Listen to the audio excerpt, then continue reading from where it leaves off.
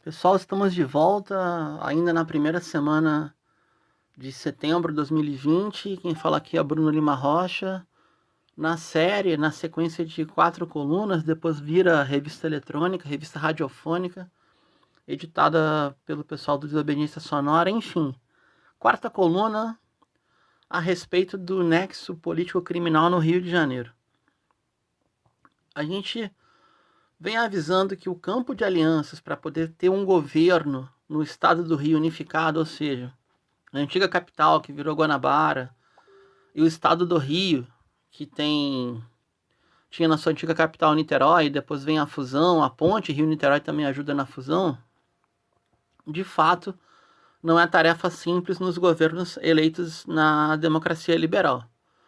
O próprio governo Leonel Brizola, o primeiro, que foi um bom governo no sentido de atender demandas sociais, inclusive a zona oeste da cidade, que no século XXI é uma zona vinculada ao voto da extrema-direita, era uma zona brizolista por excelência. Vamos avançar? Infelizmente, o brizolismo deixou seus dejetos, como, por exemplo, César Maia e seu filhote Rodrigo Maia, Marcelo Alencar, seus filhos políticos profissionais, que também não deram muita coisa. Marcelo Alencar mesmo era do PDT e foi seu governador tucano do Rio de Janeiro, e que promoveu na cidade a manutenção da ocupação federal. Mas tá, cadê o nexo político-criminal? O nexo policial-criminal, a gente já fez até série sobre isso, tem a ver com os paramilitares, parapoliciais, a condição das milícias no século XXI.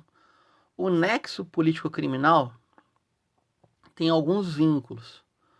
Na baixa intensidade, mas com muita difusão, por exemplo, o esquema Garotinho Rosinha, as acusações do chamado cheque cidadão, que a intermediação era feita através de igrejas pentecostais leais ao governo Garotinho. O próprio governador Garotinho prometeu que ia, aspas, limpar a polícia, colocou um ex-agente do DOI-CODE, coronel da PM Josias Quintal, e o segundo dele foi o Luiz Eduardo Soares. Não durou muito o professor Luiz Eduardo Soares. Saiu até com ameaça de morte. Garotinho foi sucedido por Rosinha. A banda podre se espalha, a milícia avança. Mas os negócios vinculados ao nexo da política, eles são muito mais próximos, além de alguns contratos estranhos, mas muito, muito próximos à relação do cheque cidadão com o que seria o chamado clientelismo de baixa intensidade.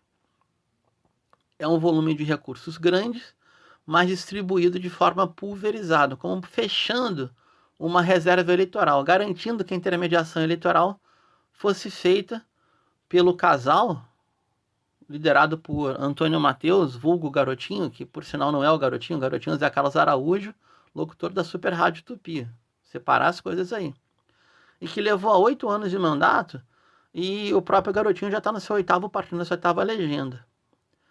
Não se compara ao esquemão do Sérgio Cabral Pezão, que a gente vai ver na sequência. Mas já era o embrião do nexo, com alguns contratos bem esquisitos, da política e do desvio criminoso através da usurpação de recursos públicos no estado do Rio.